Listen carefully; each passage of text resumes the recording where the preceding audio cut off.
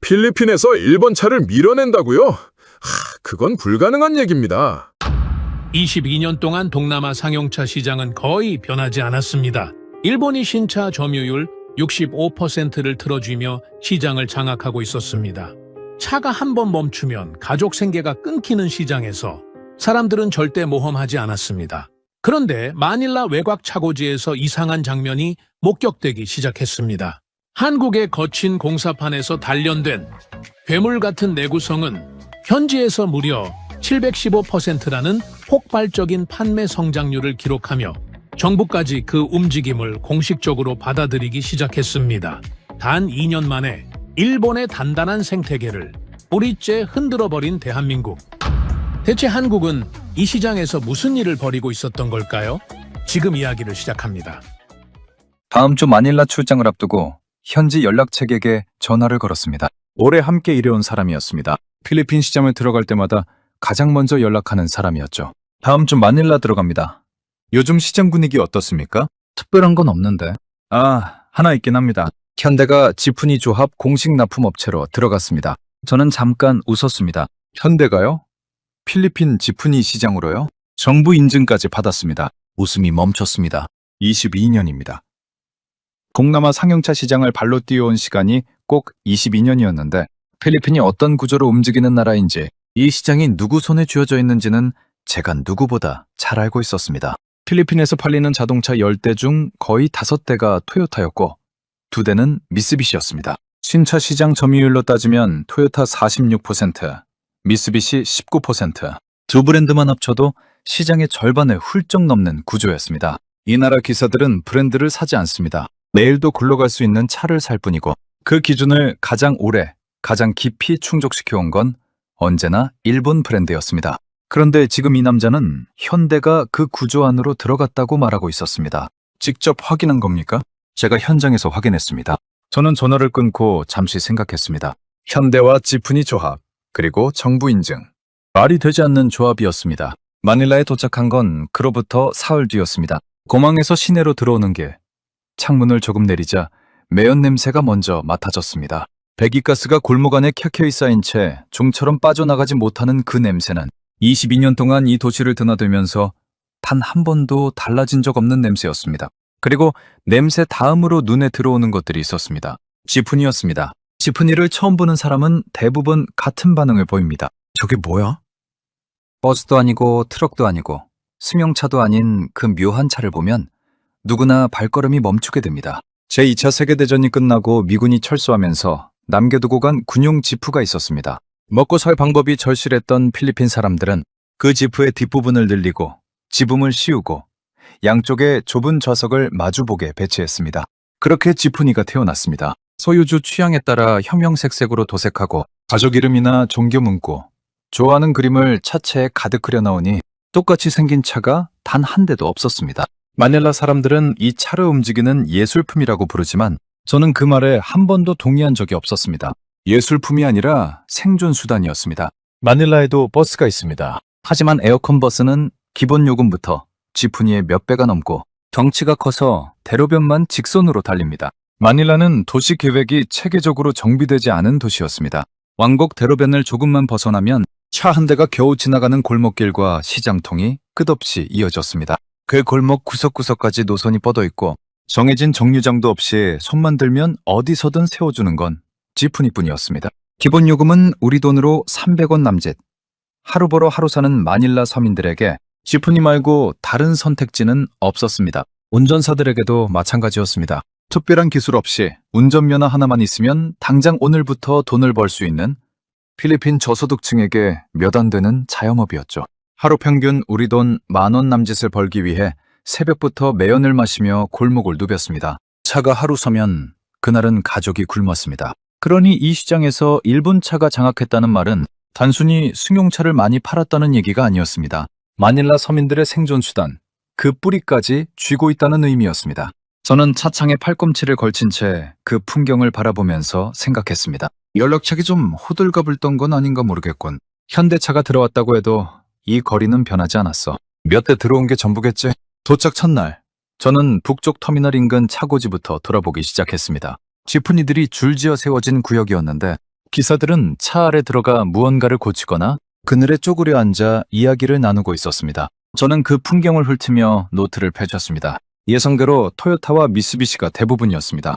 역시 연락책이 과장한 거겠지 생각하며 차고지 안쪽으로 걸음을 더 옮기다가 발걸음이 멈췄습니다. 지프니 한 대가 눈에 걸렸습니다. 차체는 여느 지프니와 다를 바 없었습니다. 형형색색의 도색에 아직 도색 냄새가 채 가시지 않은 차체였습니다. 외형은 여느 지프니와 비슷했지만 구조가 달랐습니다. 적재 공간이 기존 지프니보다 넉넉했고 프레임이 한눈에 봐도 더 묵직했습니다. 험하게 굴려도 버틸 것 같은 벼대였습니다. 근데 전면 로고만큼은 달랐습니다. 저는 눈을 가늘게 떴습니다. 저게 현대 로고인가? 현대가 지프니 시장에 들어왔다는 말은 연락책한테 들었지만 막상 눈앞에서 보이니 다른 문제였습니다. 저는 가까이 다가갔습니다. 연락책 말을 들었을 때도 지금 이 순간에도 현대차가 필리핀 지프니 시장에 있다는 게 선뜻 납득이 되지 않았습니다. 로고만 갖다 붙인 것 아닌가 하는 생각이 먼저 들었죠. 이런 시장에 가짜 로고를 붙인 차가 굴러다니는 건 드문 일이 아니었으니까요. 그런데 가까이 볼수록 달랐습니다. 로고 마감이 생각보다 정교했습니다. 저는 차 측면으로 돌아가 차대 번호 플레이트를 찾았습니다. 익숙한 위치에 플레이트가 붙어 있었습니다. 현대자동차 공식 차대 번호 형식이었습니다. 이건 짝퉁이 아니었습니다. 저는 차 옆에 서 있던 기사에게 다가가 물었습니다. 이 차 조합에서 공식으로 도입한 겁니까? 개인이 산 건 아니고요. 기사가 저를 흘깃보더니 말했습니다. 조합에서 들어온 거예요. 제가 산 거 아닙니다. 조합에 몇 대나 됩니까? 지금은 몇 대 안 되는데 새로 더 들어올 거라고 해요. 저는 고개를 끄덕이며 다시 걸음을 옮겼습니다. 몇 대? 새로 들어오는 중. 그 정도라면 아직 초기 단계였습니다. 납득이 됐습니다. 역시 연락책이 과장한 것이었습니다. 그런데 이상했습니다. 그 다음날 남쪽 터미널 쪽을 돌아보는데 현대 로고를 달고 운행 중인 지프니가 또 눈에 들어왔습니다. 하루 이틀이 지나자 숫자가 늘기 시작했습니다. 터미널 인근에서 한 대, 조합 차고지에서 2대, 지방으로 나가는 길목에서 또 한 대. 몇 대 수준이겠거니 했던 예상과 전혀 달랐습니다. 그리고 이 차량들이 굴러다니는 곳이 하나같이 가장 거친 노선이었다는 점이 마음에 걸렸습니다. 저는 호텔로 돌아와 노트북을 열었습니다. 차대 번호로 짝퉁이 아님을 확인했고 조합 공식 차량이라는 것도 확인했습니다. 그런데 여전히 풀리지 않는 질문이 하나 있었습니다. 왜 필리핀 정부가 현대를 공식 인증했는가? 생계형 운송 시장은 하루아침에 바뀌지 않습니다. 수십 년간 일본 차 중심으로 굴러온 시스템이 있는데 정부가 굳이 한국 브랜드를 공식 납품업체로 받아들인 이유가 무엇인지 납득이 되지 않았습니다.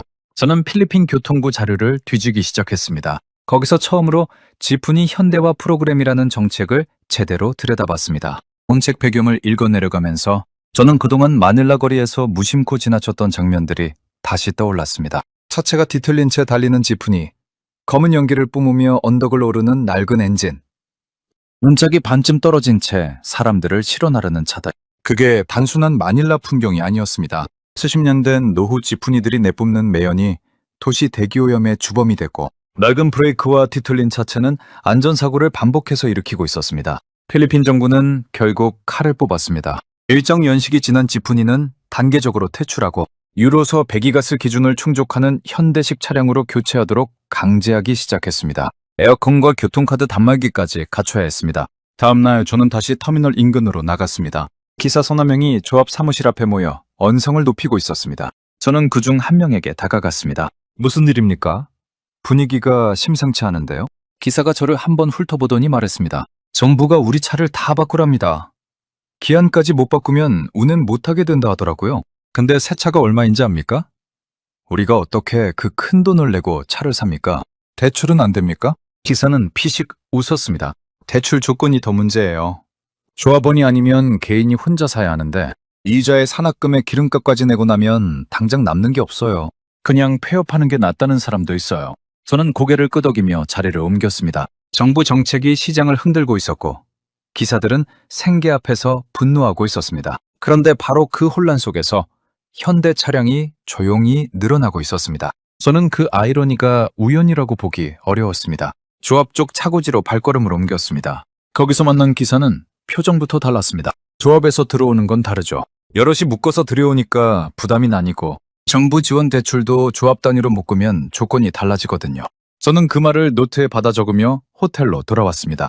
서치를 더 파고들기 시작했습니다. 정부가 제시한 현대식 차량 기준을 충족하면서 기사들이 실제로 살 수 있는 가격대인 차가 무엇인지를 따져보기 시작했습니다. PUVMP 기준을 충족하는 새 일본 완성차는 현대 H백에 비해 훨씬 비쌌습니다. 개인 기사가 혼자 감당하기엔 처음부터 불가능한 가격이었습니다. 그런데 현대는 완성차 외에 캐벤 샤시 형태로도 공급했습니다. 캐벤 샤시란 운전석과 차의 뼈대만 있고 차체가 없는 상태를 말합니다. 차체, 다시 말해 승객이 타는 공간이나 짐을 싣는 부분은 없이 뼈대만 오는 것이었습니다. 처음엔 이게 무슨 의미인지 잘 와닿지 않았습니다. 그런데 생각해보니 바로 이 방식이 핵심이었습니다. 필리핀에는 이미 지프니 차체를 직접 만드는 보디빌더라는 현지 제작업체들이 오랫동안 자리를 잡고 있었습니다. 한국에서 뼈대만 들어오면 그 위에 현지 장인들이 직접 차체를 올려 완성하는 구조였습니다. 완성차를 통째로 사는 것보다 비용이 낮아졌고 현지 제작 문화를 없애지 않으면서 조합 단위 도입이 가능한 구조가 만들어졌습니다. 기사들이 감당할 수 있는 가격대, 정부 보조 대출 프로그램과 맞물리는 조건, 그리고 유로서 기준까지 충족하는 차량. 현대 H100이 그 조건을 가장 현실적으로 충족했습니다. 저는 자리에서 일어나 창가로 걸어갔습니다. 마닐라 밤거리가 내려다 보였습니다. 처음 현대가 필리핀 지프니 시장으로 들어간다는 말을 들었을 때 저는 웃었습니다. 일본이 수십 년째 꽉 쥐고 있는 시장에 들어간다고요. 솔직히 망하려고 작정한 거 아닌가 싶었죠. 그런데 자료를 파고들면 팔수록, 현장을 돌아보면 돌아볼수록 그 웃음이 점점 설 자리를 잃어갔습니다. 현대는 무작정 뛰어든 게 아니었습니다. 시장이 가장 흔들리는 순간을 읽었고 그 틈을 가장 현실적인 방식으로 가장 조용하게 파고들었습니다. 처음 웃었던 게 부끄러워지기 시작했습니다. 이건 치밀한 전략이었습니다. 치밀한 전략이라는 건 인정했습니다. 그런데 그것만으로는 부족했습니다. 전략이 아무리 영리해도 차 자체가 버텨주지 못하면 의미가 없습니다. 필리핀 지프니 노선은 만만한 환경이 아닙니다. 포장이 고르지 않은 도로, 급경사, 과적, 장시간 운행. 이 환경을 버텨내지 못하는 차는 아무리 전략이 좋아도 시장에서 살아남지 못합니다. 저는 자리에 앉아 한국 상용차 역사 자료를 열었습니다. 현대가 왜 이 시장에서 통할 수 있었는지를 이해하려면 이 차가 어디서 왔는지를 먼저 봐야 했습니다. 포터의 초기 역사부터 들여다봤습니다. 1980년대 출시된 초기 포터는 미쓰비시 델리카 계열 기술을 라이선스로 도입해 만들어졌습니다. 저는 그 대목에서 잠깐 멈췄습니다. 미쓰비시였습니다. 필리핀에서 현대가 맞서고 있는 바로 그 브랜드였습니다. 일본 기술로 시작한 차가 일본차 왕국 안으로 들어가고 있었습니다. 그 아이러니는 잠시 접어두기로 했습니다. 더 중요한 건 그 이후였습니다. 한국은 포터를 그대로 놔두지 않았습니다. 수십 년에 걸쳐 계속 진화시켰습니다. 그리고 그 진화를 강제한 건 시장이 아니라 환경이었습니다. 저는 한국 지형 자료를 처음으로 제대로 들여다봤습니다. 국토의 대부분이 산이었습니다. 도로 폭이 좁고 경사가 급하고 도심과 지방의 환경 차이가 극단적인 나라였습니다. 여름이면 40도에 육박하는 폭염, 겨울이면 영하로 떨어지는 혹한이 공존했습니다. 거기에 과점 문화까지 있었습니다. 1톤짜리 차에 1.5톤, 2톤을 싣는 건 한국 현장에서 흔한 일이었습니다. 이 환경에서 굴러야 하는 차는 처음부터 다르게 만들어질 수밖에 없었습니다. 수년 전 한국 출장 때 기억이 다시 떠올랐습니다. 서울 외곽 새벽 시장을 지나치던 새벽 5시였습니다. 포터 차량들이 좁은 골목을 쉼없이 오가고 있었고 짐을 내리는 사람들 사이를 비집으며 움직이고 있었습니다. 옆에 있던 현지 통역이 말했습니다. 저 포터들 새벽부터 저녁까지 몇 번씩 왔다 갔다 해요.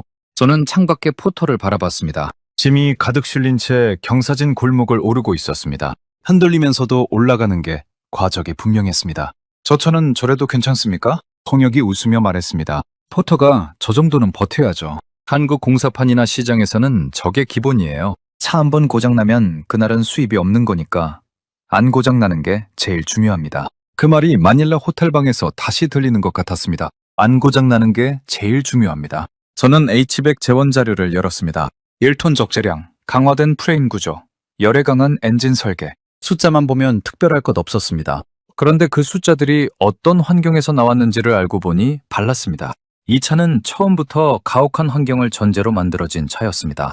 폭염과 혹한, 급경사와 좁은 골목, 과적과 장시간 운행, 그 모든 조건을 버텨내야 살아남는 시장에서 발견된 차였습니다. 그리고 캐펜 샤시 구조가 여기서 또 달라 보이기 시작했습니다. 뼈대만 보내는 방식이 단순히 비용을 낮추기 위한 선택이 아니었습니다. 필리핀 보디빌더들이 그 뼈대 위에 차체를 올릴 때 한국에서 혹독하게 단련된 프레임 위에 현지 방식을 얻는 구조가 만들어지는 것이었습니다. 현지 장인의 손이 완성하지만 그 뼈대가 버텨주지 않으면 완성 자체가 의미가 없었습니다. 현대는 그 뼈대를 자신 있게 내보낼 수 있었던 겁니다. 저는 다음날 아침 일찍 보디빌더 공장 한 곳에 전화를 걸었습니다. 직접 확인하고 싶었습니다. 오후에 찾아가도 되겠냐고 묻자 담당자가 흔쾌히 답했습니다. 오세요. 지금 작업 중입니다. 공장으로 들어서면서 저는 한 가지를 더 확인하고 싶었습니다. 이 차가 실제 현장에서 어떤 평가를 받고 있는지였습니다. 공장 안쪽에서 작업 중이던 보디빌더 책임자를 붙잡고 물었습니다. 현대 샤시로 작업한 지 얼마나 됐습니까? 한 2, 3년 됐죠. 처음엔 반신반의했는데 써보니까 달랐어요. 어떻게 달랐습니까? 책임자는 손으로 샤시 프레임을 짚으며 말했습니다. 우리 작업이 좀 거칩니다. 철판도 떼고 용접 여러 번 하고 차체 무게도 많이 나가요. 예전에 다른 뼈대 썼을 때는 틀어지거나 문제가 생기는 경우가 있었는데 이건 그런 게 없어요. 무겁게 올려도 버팁니다. 무겁게 올려도 버팁니다. 저는 그 말을 노트에 받아 적으며 잠시 멈췄습니다. 포터가 저 정도는 버텨야죠. 한국 공사판에서 통역이 했던 말과 겹쳤습니다. 한국 새벽 시장의 포터가 버텨낸 방식으로 필리핀 보디빌더의 손을 버텨내고 있었습니다. 환경은 달랐지만 요구하는 건 같았습니다. 무거워도 버틸 것, 거칠어도 굴러갈 것. 저는 공장을 나오면서 생각했습니다. 이 차는 필리핀을 위해 만들어진 차가 아니었습니다. 한국에서 가장 힘든 현장을 버텨내기 위해 만들어진 차였습니다. 그런데 그 조건이 필리핀 생계 현장과 정확하게 맞아 들어가고 있었습니다. 이건 우연이 아니었습니다. 한국이 만들어낸 내구성이 필리핀이 요구하는 내구성과 같았습니다. 공장을 나와 인근 차고지로 향했습니다. 보디빌더가 완성한 차가 실제로 어떻게 굴러가고 있는지를 직접 봐야 했습니다. 뼈대가 버텨준다는 건 확인했습니다. 이제 그 위에서 사람들이 어떻게 반응하고 있는지가 남아 있었습니다. 차고지는 붐볐습니다. 오전 운행을 마치고 돌아온 차들이 줄지어 들어오고 있었고 기사들은 차 옆에 기대거나 그늘 아래 쪼그려 앉아 쉬고 있었습니다. 저는 그 사이를 천천히 걸으며 현대 로고를 찾았습니다. 어렵지 않았습니다. 4대가 보였습니다. 며칠 전 북쪽 터미널에서 처음 한 대를 발견했을 때와는 분명히 다른 숫자였습니다. 그중 한 대 옆에 기사가 서 있었습니다. 나이는 40대 중반쯤으로 보였고 차 문을 열어놓은 채 안쪽을 들여다보고 있었습니다. 저는 다가가 말을 걸었습니다. 이 차 운행한 지 얼마나 됐습니까? 기사가 고개를 들었습니다. 한 1년 반 됐어요. 타보니 어떻습니까? 기사는 잠깐 차를 한번 돌아봤습니다. 그리고 말했습니다. 처음엔 솔직히 불안했어요. 일본 차 아닌 거 처음 써보는 거니까요. 근데 지금은 괜찮아요. 우리 노선이 험한 편인데 별 탈 없이 굴러가고 있으니까요. 험하다면 어느 정도입니까? 포장 안 된 구간도 있고 경사도 있고 비 오면 미끄러운 데도 있어요. 예전 차는 그런 데서 좀 힘들었거든요. 이 차는 그냥 올라가요. 저는 노트에 받아 적으며 물었습니다. 일본 차 대비 어떻습니까? 솔직하게요. 지사가 잠깐 생각하더니 말했습니다. 부품 구하기는 일본 차가 편하죠. 그건 인정해요. 근데 이 차가 잘 안 고장납니다. 고장날 일이 없으니까 부품 걱정을 덜하게 되는 거고요. 뼈대가 튼튼해서 10년은 거뜬할 것 같아요. 이 차 덕에 애들 학교 보내고 가족 먹여 살리고 있으니까요. 저한테는 그게 전부입니다. 저는 그 말을 한 번 더 되새겼습니다. 고장날 일이 없으니 부품 걱정을 덜한다. 일본 차의 강점이 촘촘한 정비망과 부품 접근성이라면 현대는 다른 방식으로 그 약점을 상쇄하고 있었습니다. 덜 고장나는 차.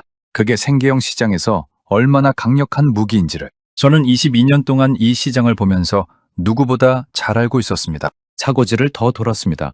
또 다른 기사에게 말을 걸었습니다. 이번엔 나이가 좀 더 든 사람이었습니다. 머리가 희끗했고 손이 굵었습니다. 이 차 조합에서 들여온 겁니까? 맞아요. 조합에서 단체로 들여왔죠. 만족하십니까? 기사가 잠깐 저를 바라보더니 말했습니다. 우리가 직접 완성한 차예요. 저쪽 공장에서 우리 조합원들이 차체 올렸거든요. 외국 차라는 느낌이 별로 없어요. 저는 그 말을 듣고 잠시 아무 말도 하지 못했습니다. 이 기사는 지금 자신이 한국 차를 타고 있다는 걸 크게 의식하지 않았습니다. 그냥 우리가 만든 차였습니다. 그런데 그 차의 뼈대는 한국 완주 공장에서 바다를 건너온 것이었습니다. 한국 기술이 필리핀 장인의 손을 거쳐 이 기사의 생계가 되고 저 골목을 오가는 승객들의 하루가 되고 있었습니다. 조용하고 깊숙이 사람들의 삶 안으로 들어와 있었습니다. 저는 차고지를 빠져나오면서 일본 브랜드들의 방식을 다시 생각했습니다. 토요타는 완성된 차를 가져왔습니다.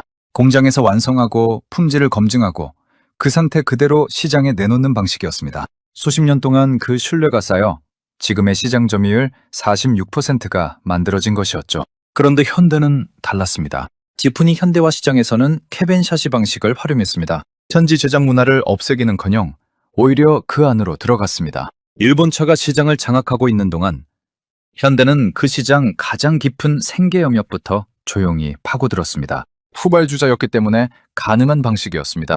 호텔로 돌아오는 길, 저는 차 창밖을 바라보면서 조금 전 기사의 말을 되새겼습니다. 이 차 덕에 애들 학교 보내고 가족 먹여 살리고 있다고 했습니다. 저한테는 그게 전부라고 했습니다. 22년 동안 이 시장을 봐왔습니다. 차를 분석할 때 저는 언제나 숫자를 봤습니다. 점유율, 판매량, 전기망 밀도. 그런데 지금 이 순간 처음으로 다른 게 보이기 시작했습니다. 한국 공장에서 만들어진 차가 바다를 건너고 필리핀 장인의 손에 거쳐 기사의 운전석에 앉고 그 기사의 아이들이 학교에 가고 있었습니다. 숫자가 아니었습니다. 사람의 하루였습니다. 저는 그게 처음으로 불편했습니다.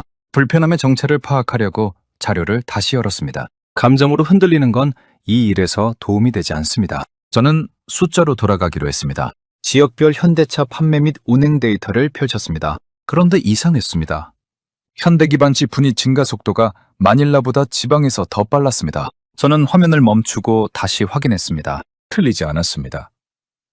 인프라가 잘 갖춰진 수도권이 아니라 도로 상태가 불안정하고 정비 환경이 열악한 지방 지역에서 증가 속도가 더 가팔랐습니다. 저는 그 의미를 천천히 소화했습니다. 이건 단순한 숫자가 아니었습니다. 직접 가봐야 했습니다. 버스로 3시간 거리였습니다. 창밖으로 마닐라 도심이 멀어지기 시작하면서 풍경이 달라졌습니다. 대로변이 좁아지기 시작했고 포장이 고르지 않은 구간이 나타났습니다. 경사가 급한 길목이 반복됐고 길 옆으로 논과 밭이 펼쳐졌습니다.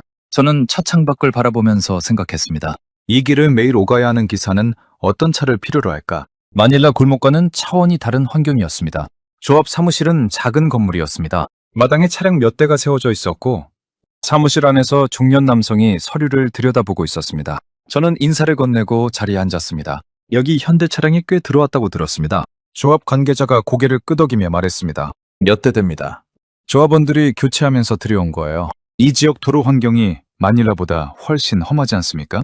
그런데도 현대 차량을 선택한 이유가 있습니까? 관계자는 잠깐 생각하더니 말했습니다. 여기는 정비소가 마닐라처럼 많지 않아요. 차가 자주 고장나면 수리하러 멀리 나가야 하는데 그게 보통 일이 아닙니다. 그래서 애초에 잘 안 고장나는 차가 필요했어요. 써보니까 이 차가 그랬습니다. 저는 노트를 펼치며 물었습니다. 실제로 문제없이 굴러가고 있습니까? 네, 우리 노선이 포장 안 된 구간도 있고 경사도 심한 데가 있어요. 비 오면 더 힘들고요. 근데 지금까지 큰 탈 없이 굴러가고 있습니다. 차고지로 나갔습니다. 오후 운행을 마치고 돌아온 차들이 먼지를 잔뜩 뒤집어 쓴 채 세워지고 있었습니다. 현대 로고가 달린 차가 3대 보였습니다. 마닐라에서 처음 한 대를 발견했을 때와는 완전히 다른 느낌이었습니다. 저는 그중 한 대 옆에 서 있던 기사에게 다가갔습니다. 나이가 많아 보였습니다. 50대 중후반. 햇볕에 오래 그을린 얼굴이었습니다. 차 옆에 기대어 물을 마시고 있었습니다. 오늘 하루 어떠셨습니까? 기사가 저를 한번 보더니 말했습니다. 힘들었죠? 비가 좀 왔거든요. 흙길 구간이 미끄러워서. 차는 운전하기 괜찮았습니까? 네, 괜찮았어요. 짧은 대답이었습니다. 저는 잠깐 멈추다가 다시 물었습니다. 이 차 타기 전에는 어떤 차였습니까? 기사가 빈 물통을 내려다보며 말했습니다. 오래된 차였죠. 맨날 고장났어요. 고장날 때마다 마닐라까지 나가서 고쳐야 했으니까. 수리비에 시간에. 그날 수입은 없는 거고. 가족한테 미안했죠. 지금은 다릅니까? 기사가 차를 한번 돌아봤습니다. 먼지가 잔뜩 앉은 차였습니다. 문짝에 흙이 튀어 있었습니다. 그런데 기사의 눈빛은 달랐습니다. 지금은 어딜 달리는 잘 굴러가요. 비가 와도 흙길이어도 그게 얼마나 고마운지 몰라요. 집에 애가 셋인데 차 걱정 안 하고 일할 수 있다는 게. 저는 그 말을 듣고 노트에 뭔가를 적으려다 멈췄습니다. 펜이 종이 위에서 멈춰 있었습니다. 비가 와도 흙길이어도 그냥 굴러간다. 저는 한국 공사판과 새벽시장을 떠올렸습니다. 과적을 싣고 급경사를 오르던 포터, 폭염 속에서 아스팔트를 달리고 혹한 속에서 시동을 걸던 차, 그 환경이 이 차를 만들었습니다. 고장나면 그날 끝이라는 걸 알았기 때문에 고장나지 않도록 만든 차였습니다. 그리고 그 차가 지금 여기 있었습니다. 필리핀 지방에 흙길을 달리고 경사진길을 오르고 비가 와도 멈추지 않고 있었습니다. 애가 셋인 기사의 생기를 싣고 오늘도 굴러갔습니다. 저는 차고지를 나오면서 하늘을 올려다봤습니다. 해가 기울고 있었습니다. 저 멀리 지프니 한 대가 먼지를 일으키며 흙길을 달려가고 있었습니다. 현대 로고가 석양빛에 반짝였습니다. 한국이 가장 힘들던 시절에 만들어낸 것이 지금 필리핀에서 가장 힘들게 살아가는 사람들의 하루를 버텨주고 있었습니다. 22년 동안 이 시장을 봐왔지만 이런 방식으로 연결된 차는 처음이었습니다. 저는 그 장면을 한동안 바라보다가 천천히 걸음을 옮겼습니다. 마닐라로 돌아오는 버스 안에서 저는 의도적으로 마음을 다잡았습니다. 지방 차고지에서 본 장면이 머릿속에 남아 있었습니다. 먼지를 뒤집어 쓴 채 돌아온 차, 애가 셋이라던 기사의 눈빛, 그 장면들이 자꾸 걸렸습니다. 그런데 저는 22년 동안 감정으로 시장을 읽은 적이 없었습니다. 지금 흔들리는 건 분석가로서의 판단이 아니라 감상이었습니다. 저는 창밖을 바라보며 생각했습니다. 숫자로 돌아가야 합니다. 현장이 아무리 감동적이어도 시장은 숫자로 움직입니다. 호텔로 돌아오자마자 데이터를 펴줬습니다. 필리핀 신차 시장 현황이었습니다. 숫자는 냉정했습니다. 토요타 46%, 미쓰비시 19%. 두 브랜드만 합쳐도 시장의 3분의 1을 쥐고 있었습니다. 현대는 2.6%였습니다. 지방 차고지에서 본 장면들이 아무리 인상적이었어도 이 숫자 앞에서는 현대는 여전히 작은 브랜드였습니다. 저는 그 사실을 다시 한번 확인하면서 스스로를 다독였습니다. 역시 시장은 흔들리지 않고 있었습니다. 다음날 저는 마닐라 외곽의 토요타 정비소를 찾아갔습니다. 직접 확인하고 싶었습니다. 일본차 생태계가 얼마나 단단한지를요. 정비소는 규모가 상당했습니다. 리프트가 여러 대 돌아가고 있었고 대기 차량이 줄지어 서 있었습니다. 저는 정비소 앞에 서서 그 풍경을 바라봤습니다. 이건 단순한 정비소가 아니었습니다. 수십 년에 걸쳐 쌓아올린 신뢰의 집합체였습니다. 정비소 앞에서 담배를 피우던 정비사에게 말을 걸었습니다. 이 구역에 토요타 정비소가 몇 군데나 됩니까? 정비사가 손가락을 꼽으며 말했습니다. 이 구역만요? 한 대여섯 군데는 되죠. 크고 작은 거 합쳐서. 부품은 바로 구해집니까? 웬만한 건 당일에 나와요. 없으면 내일이면 들어오고. 저는 고개를 끄덕이며 맞은편을 바라봤습니다. 정비소 건너편에 부품상이 있었습니다. 간판에 토요타, 미쓰비시 로고가 나란히 붙어 있었습니다. 저는 안으로 들어갔습니다.看板마다 부품이 빼곡했습니다. 현대 부품도 있습니까? 주인이 잠깐 생각하더니 말했습니다. 일부는 있어요. 근데 토요타, 미쓰비시가 훨씬 많죠. 수요가 거기서 오니까. 현대는 아직 찾는 사람이 많지 않아서요. 저는 그 말을 들으며 다시 거리로 나왔습니다. 이게 현실이었습니다. 아무리 지방에서 감동적인 장면을 봤더라도 이 생태계의 무게는 달랐습니다. 정비소, 부품상, 중고차 시장, 기사들의 경험, 수십 년에 걸쳐 켜켜이 쌓인 구조였습니다. 현대가 아무리 성장하고 있어도 이 구조를 단기간에 따라잡는 건 불가능했습니다. 오후에 터미널 근처 찻집에서 기사 2명을 만났습니다. 저는 양해를 구하고 자리에 앉았습니다. 현대 차량 쓰는 분들 주변에 있습니까? 나이 든 기사가 대답했습니다. 있죠. 조합에서 들여온 차 쓰는 사람들 있어요. 어떻게 봅니까? 두 기사가 잠깐 서로를 봤습니다. 젊은 기사가 먼저 말했습니다. 나쁘진 않다고 하더라고요.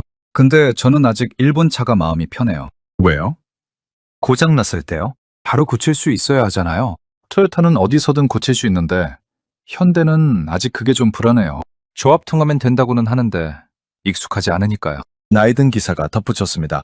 이 일을 하루 이틀 할 것도 아니고 차가 서면 그날은 끝이에요. 모험할 여유가 없어요. 모험할 여유가 없다. 이 한마디가 생계형 시장의 본질을 가장 정확하게 담고 있었습니다. 현대를 나쁘게 보는 게 아니었습니다. 다만 불확실한 것을 생계에 걸 수 없다는 판단이었습니다. 그 판단은 합리적이었고 저는 그 합리성이 일본차 왕국을 지탱하는 가장 강력한 토대라는 걸 다시 확인했습니다. 호텔로 돌아와 현대의 약점을 항목별로 다시 정리했습니다. 부족한 정비망, 제한적인 부품 접근성, 짧은 시장 경험, 기사들의 낮은 신뢰도. 적고 보니 산이 많았습니다. 저는 노트를 덮으면서 생각했습니다. 역시 쉽지 않다. 지방에서 감동적인 장면을 봤다고 해서 시장이 바뀌는 건 아니었습니다. 현대는 아직 갈 길이 멀었습니다. 저는 그 결론에 안도하면서 마지막으로 성장 데이터를 한 번 더 확인하려고 파일을 열었습니다. 그리고 손이 멈췄습니다. 숫자가 눈에 들어왔습니다. 2024년 현대 판매량 12,023대. 전년 대비 31.7% 성장. 저는 그 순간 멈췄습니다. 화면을 스크롤하며 관련 수치들을 하나씩 확인했습니다. 숫자가 맞는지 의심스러워서 출처를 따로 열어봤습니다. 틀리지 않았습니다. 방금 정비소에서 본 풍경이 떠올랐습니다. 줄지어선 토요타 차량들, 빼곡한 부품 선반, 당일 출고되는 부품들, 그리고 찻집에서 만난 기사의 말. 모험할 여유가 없어요. 모든 판단이 틀리지 않았습니다. 필리핀은 여전히 일본차의 나라였습니다. 그런데 숫자가 이상했습니다.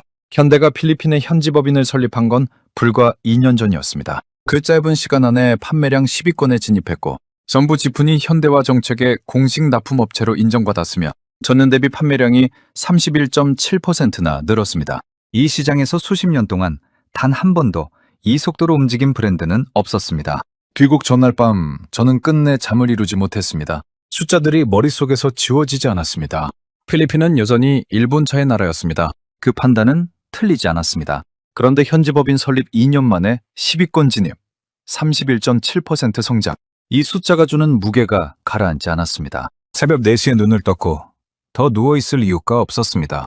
외투를 걸치고 호텔을 나섰습니다. 마닐라 새벽 5시였습니다. 거리는 이미 살아있었습니다. 해가 뜨기도 전에 골목이 환했고 시장으로 향하는 상인들과 첫 노선을 준비하는 기사들이 골목을 채우고 있었습니다. 저는 외투깃을 세우며 그 흐름 속으로 천천히 걸어 들어갔습니다. 마닐라에 도착한 첫날 밤과 같은 거리였습니다. 같은 매연이었고 같은 소음이었으며 같은 지푸니들이 골목을 메우고 있었습니다. 그런데 지금 제 눈에는 그 풍경이 처음과 완전히 다르게 보이고 있었습니다. 골목 무퉁이에 포장마차가 있었습니다. 나이든 할머니가 혼자 커피를 팔고 있었는데 저는 손가락으로 컵을 가리키며 지갑을 꺼냈습니다. 할머니는 말없이 종이컵에 커피를 따라줬습니다. 돈을 건네자 고개를 한번 끄덕였습니다.